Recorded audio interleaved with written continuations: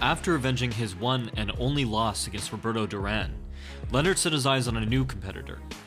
A fighter who could both box with skill and nuance, and also hit like a freight train. A man with a 4-inch reach advantage and an undefeated record at 32 wins with 30 by knockout. That man was the legendary Thomas the Hitman Hearns. But as imposing as Hearns was, Leonard had something to prove. Many saw Ray as still untested, seeing his fight with Duran not so much as a victory for Leonard, as a disgrace for Duran. Leonard saw an opportunity to prove himself once and for all, and Hearns saw an opportunity for an easy win over a big name. A knockout could propel him into the public eye and cement him as one of the most iconic boxers of the era, and he expected to make easy work of Sugar Ray. Hearns would say during a presser, "My right hand could make this the easiest fight I've ever had." Leonard responded saying, "Hearns makes mistakes. He tries to knock everybody out with one punch. I use my mind. Maybe Tommy would too, if he had one." While Leonard tried to portray Hearns as an unrefined power puncher, and Hearns tried to portray Leonard as timid and weak, the truth was that the two men had far more similar styles than people realized. Both had been heavily influenced by Muhammad Ali. Leonard relied more on his footwork, mixing broken rhythm and foot feints into his setups, and layering stutter steps and jabs on top of each other until his competitor was left bewildered and confused. Hearns had mastered many of these same tactics, but he relied far more heavily on his signature flicking jab. Like Muhammad Ali, Hearns threw his jab like a whip, and it was highly versatile. Hearns could throw it from all different angles, leave it out to stiff arm and steer his competitor, or pull them into a shot. But most importantly, the jab set up Hearns' signature right, a punch that chopped down like an axe, somewhere between a hook, a cross, and an overhand. What this all meant was that Leonard was in a frightening situation. He was facing a man who had a similar style to himself, but with a noticeable size, reach, power, and height advantage. The night came, and both men entered the ring. Hearns donned a robe with the words, "Winner takes all," blazoned on the back. Leonard's robe simply read, "Deliverance." Upping the stakes even more was the fact that Muhammad Ali, hero and inspiration to both, had front row seats to the fight. The two men went into their corners, and then the showdown began. The first few rounds, the fighters mostly kept their distance and tested each other's reflexes, but there were hints and indications of what a dramatic and action-filled back-and-forth fight the bout would shortly become. Hearns' strategy was no mystery. He hoped to push forward and land his iconic 1-2, ending the night early. But Leonard had a choice. As the great Marvin Hagler put it, to neutralize Hearns' reach advantage, Leonard is going to have to stay either inside of it or outside of it. Leonard chose the first option, hoping that he could outbox Hearns and rely on his reflexes and footwork to negate Hearns' flicking left hand. To pull this off, Leonard took the advice of his coach and moved to the outside every time Hearns got in position to throw his right. Hearns marched forward at a steady pace, throwing double jabs to set up his right, while Leonard employed his signature footwork to stay out of harm's way. Each found some initial success. Hearns clipped Leonard with the right 2 minutes into the round, his speed and superior reach negating Leonard's crafty angles. A minute later, Ray displayed his own boxing prowess. He bounced back and forth in a lateral stance, foot feinting outside. Hearns stepped outside in an attempt to cut off the ring, but the small step had opened him up, and Leonard fluidly moved inside the jab. But this jab itself was yet another feint, used to draw Hearns' own jab. Leonard was already pulling back out of harm's way, and now he stepped inside to land with his left before pivoting out to the center of the ring to exit. Fighting Sugar Ray Leonard could be confusing, to say the least. But the most entertaining punch of the first round landed well after the bell. Ray tried to push Tommy aside and said, "Got you, sucker." Hearns, not in a playful mood, punched Leonard in the face. Leonard smiled and once again pretended to wobble. In round 2, each fighter felt comfortable enough to open fire with some riskier shots, if only sparingly. Midway through the round, Hearns connected with a sharp right that whipped Leonard's head back, tracking Leonard's head movement off of a lead hook. And Ray landed with a lead hook off of Hearns' jab near the end of the round. Both fighters had now proven they could land with power shots, but the main takeaway was not that each could find the other with more impactful punches. It was the fact that Hearns had proven already, in the second, without a shadow of a doubt, that he could outbox Leonard. In fact, he was clearly starting to dominate the outside game. Leonard's entire plan had been to outbox Hearns, tearing into his body to sap his energy, and countering him when he inevitably grew frustrated and haphazardly rushed in. But it was Leonard who was having trouble finding openings, and Hearns was punishing him for it, using effective head movement to evade Leonard's attacks, and utilizing his superior range to catch Leonard as he tried to move back into a safe distance. In regards to body punches, it was once again Hearns who was landing the more consistent, solid shots. By the end of the second, it had become apparent to Leonard's coach, the great Angelo Dundee, that Ray could not win the fight by boxing at long range. "You've got to get closer to him," Angelo pleaded in the corner. "You've got to start fighting." But to quote Leonard, that was easy for Angelo to say.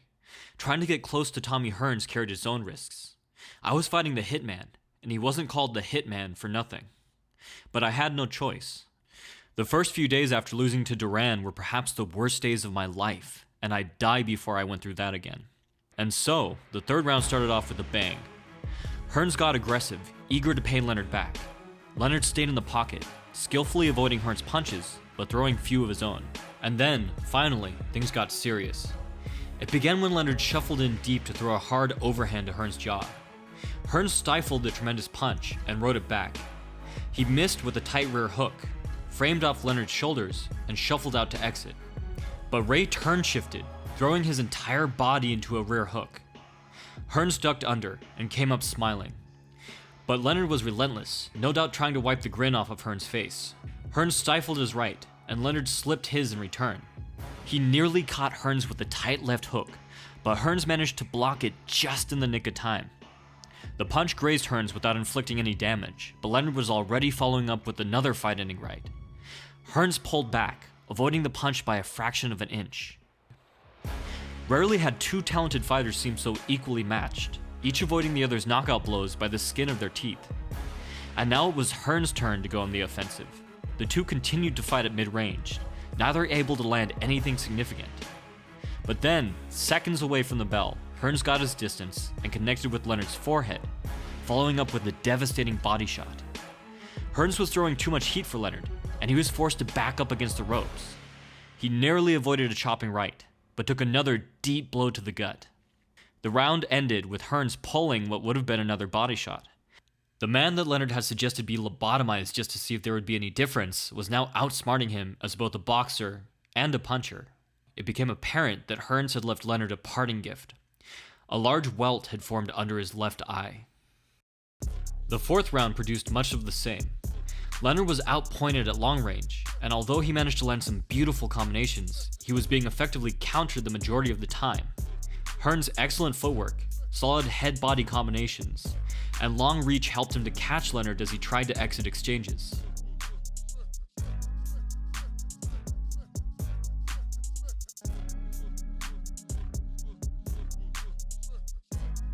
Once again, Hearns punctuated the match with thumping shots to the body, and once again, the two exchanged after the bell. Leonard returned to the corner with a grin, but he had clearly lost the round. Understandably, Leonard went back to jabbing at range in round 5.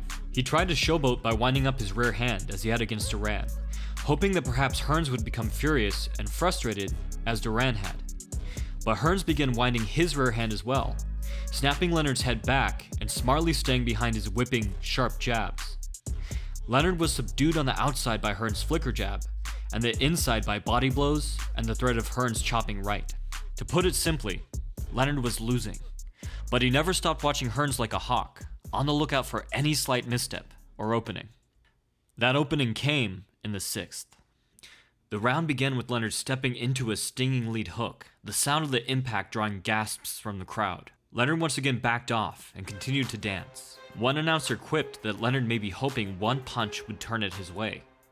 The other responded that it was possible, but not probable. But then...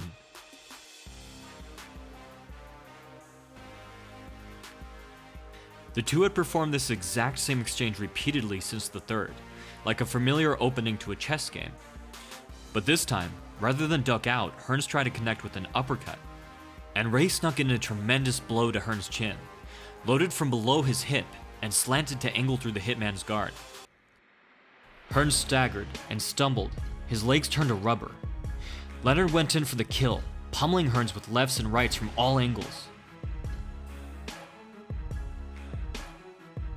But Hearns was still dangerous and connected with the right to the head, and more body blows. Leonard was undeterred and backed Hearns off with a whipping hook. Now it was Leonard's turn to go to the body, lowering Hearns' guard before targeting his head. But Hearns now moved as he swung, cutting angles and using head movement to survive Ray's onslaught. Although he still took some incredible punishment, he managed to survive the round. The bell rang. Leonard turned to Hearns and taunted, "You all right?" Hearns walked away in a daze. But despite his taunting, Leonard walked away exhausted himself, having expelled a tremendous amount of energy trying to put Hearns away. "Unfortunately, I got excited," Leonard would later admit. "If I had slowed down and shortened my punches, I might have put him away there." As for Hearns, he knew that if he just had a bit longer to recover, he could come back and win the fight. Conventional wisdom said that Hearns would need to keep his distance and play it safe. So in the next round, Hearns pressed forward, staying toe-to-toe with Leonard, looking to slug it out. Perhaps he was looking to intimidate Leonard and make him question how badly he'd really been hurt. But Leonard was not fooled, and the hitman's dulled reflexes and lack of power signaled just what a bad state Tommy was still in. Throughout the entirety of the fight, Ray had had difficulty getting in range. But now, Hearns closed the distance for him. At that moment, it was the greatest gift that anyone could have given Leonard. Leonard stayed close with his hands held high, now able to take the impact of Hearns' punches on his guard before returning fire. He beat on Hearns like a punching bag, wrecking his body and throwing hook-uppercut combinations through the cracks in his guard. Hearns pushed him away to get some distance, and Angelo shouted, "Stay inside, Ray!" Leonard obliged. Hearns was forced back, and Leonard unloaded with savage lefts and rights, throwing a tremendous punch with each step forward. But if Hearns was bothered, he didn't show it. "Mid-round I wasn't scared," Hearns would later recount. "I was just trying to regain my composure. I knew once the bell rang, all I needed was a few more minutes to get myself together." As the round progressed, Leonard's arms became weary, his punches slower and less consistent. But he kept pushing, certain he could end the fight. But somehow, Hearns held on, picking his moments to throw dangerous hooks and crosses, doing anything he could to keep Leonard at bay. "I was ready to stop the fight," the referee would later recall, "and if Ray had landed one more solid punch, I would have. But Tommy was avoiding them then. Barely." It was clear to everyone that if Hearns were going to win the fight, he needed to change his strategy. His coach, the legendary Emmanuel Stewart, came to his rescue. "You've got to be the boxer now," insisted Stewart. "Get back on the bicycle, stick and move." And in the 8th, it was not Ray, but Hearns that channeled the great Muhammad Ali. Hearns seemed to come out a different fighter, showing off the dynamic footwork and jab game that had won him so many bouts in his amateur career. Hearns had not always been a knockout artist. It wasn't until he had switched trainers and put a good deal of muscle onto his lengthy frame that he had turned into the hitman so feared in his division. Hearns had made his name on his boxing skills, and now, for the first time in years, he put them to full use. Likewise, Leonard took Hearns' place and pressed forward, attempting to land power shots and cut off the ring.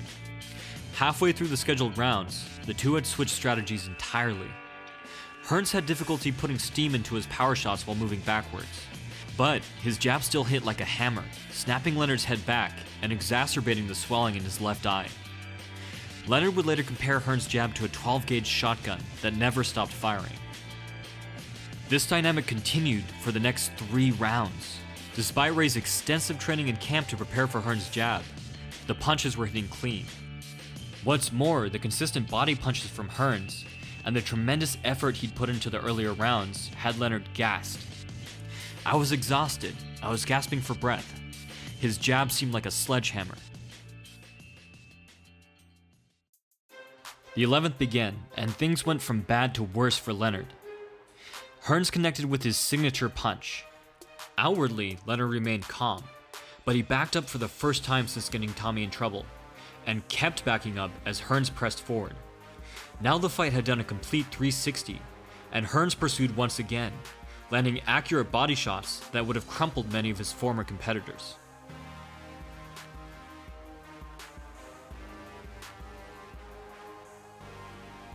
Near the end of a dominant round, Hearns set up a brilliant trap. He halted his pursuit and reversed direction, dancing back and stepping into a lateral stance as if he were about to circle away. Instead, he fired a snappy right hand, stepped in with the left, moved back again into a squared up position, rebounded forward with another right, and only then shuffled out. This was one of Ali's more complex maneuvers, and Hearns had just demonstrated he could pull it off in front of his idol. But he had used this trick on Sugar Ray Leonard, and because he was Sugar Ray Leonard, he managed to pay back the favor with a shifting overhand from southpaw. Despite that, Ray had taken 3 hard punches for every one that he landed. In the 12th, the fight would enter a new dynamic, one unfamiliar to each fighter so far. Both men had taken turns being the aggressor and the defender, the boxer and the puncher. But now the two stood right in front of each other at arm's length, taking turns attacking and countering. Both men had some success, blending aggressive offense with responsible defense. But still, Ray was falling behind, his work rate far lower than Hearns. Behind on points, Leonard needed a knockout to win, and he simply wasn't doing enough to make that happen. Ray's mind told him to throw more punches, but his body wasn't listening. For that matter, Hearns wasn't putting pressure on Leonard as he might have been, mostly keeping behind his jab. He would explain years later, "Why didn't I try to land more right hands? Basically, because I don't throw a punch if I know it's not going to land." But the truth was, Hearns had nothing left to prove in this fight. It was Leonard who was in dire straits. And to make matters worse, his eye was now near completely shut. Leonard was on the verge of losing everything he'd worked for. In his mind, a loss would mean all those who thought of him as a made-for-TV fighter would be proven right. In the corner, Dundee gave Leonard some tough love and uttered the now famous words, "You're blowing it, son. You're blowing it. You gotta fire. You're not firing. You got 9 minutes." It was exactly what Leonard needed to hear. The words pulled him out of his dark thoughts of humiliation and defeat.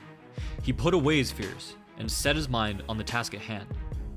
The new plan was to attack Hearns with everything he had, putting himself directly in the line of fire. In Leonard's own words, "I decided to attack Tommy with everything I had, no matter how close I might get to his right hand. If I was going down, I was going down as a warrior." Leonard had been ducking into overhands to avoid getting countered by Hearns' tremendous right throughout the fight. But now, Leonard stood right in front of Hearns, lined up his shot, and threw a thudding 1-2. Hearns stumbled. Leonard went into action, unloading 25 punches in a matter of seconds.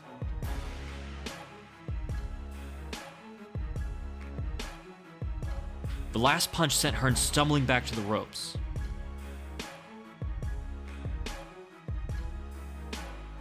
While the lightest of punches could have sent Hearns through the ropes, it was a push that did it, and so the fall was counted as a knockdown.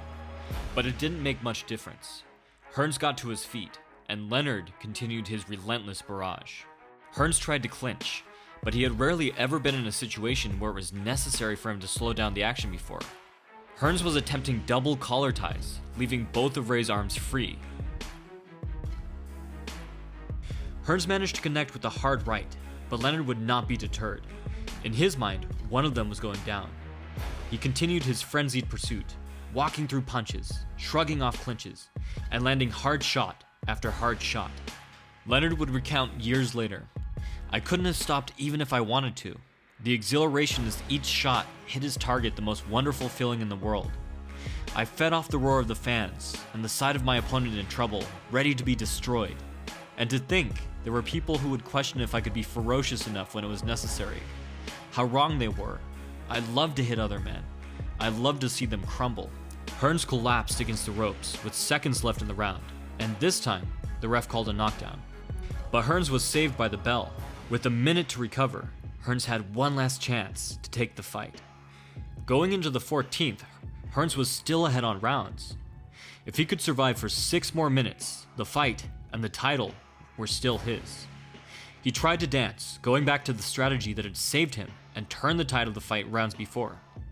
Hearns showed incredible heart, throwing combinations before dancing away. But Leonard had learned his lesson. He had missed his chance to win in the 6th by overreacting, and again in the remaining rounds by trying to pick the perfect shot. This time, he didn't hesitate to fire, but neither was he trigger happy. And Hearns had never gone this many rounds before. Still shook and deeply exhausted, he made for an easy target. Even a jab sent him flying across the ring. A minute in, a looping right sent Hearns crashing against the ropes. Leonard raised his arms in victory, but Hearns refused to go down. He took punch after punch as Leonard signaled for the ref to stop it in between flurries. After a minute of enduring Leonard's hardest punches, the ref mercifully called a stop to the fight. Hearns had suffered the first defeat of his career, but he had proved himself a true champion, a skillful boxer, and a resilient fighter with a lot of heart. Even though he was defeated, this fight was one of the first steps to cementing his enduring legacy as an iconic boxer. In victory, Sugar Ray had just proven his detractors wrong, showing the world beyond any shadow of a doubt that he was one of the greatest fighters of all time. The two champions would meet again, but before they did, Hearns would go on to have two legendary battles, one against Leonard's old rival, the Hands of Stone, Roberto Duran, and the other against Marvelous Marvin Hagler in what was considered one of the most action-packed, explosive fights of all time. Thanks for watching. Stay tuned for more fight and technique breakdowns. If you would like to contribute to help make more videos like these, you can become a patron for the channel on Patreon. If you're interested in progressing your own skills, you can check out my books on footwork and power, linked below. Footwork Wins Fights recently reached the #1 bestseller spot on Amazon Boxing, and I'd like to express my sincere appreciation to all of you. From the Modern Martial Artist, this has been David Christian, wishing you happy training.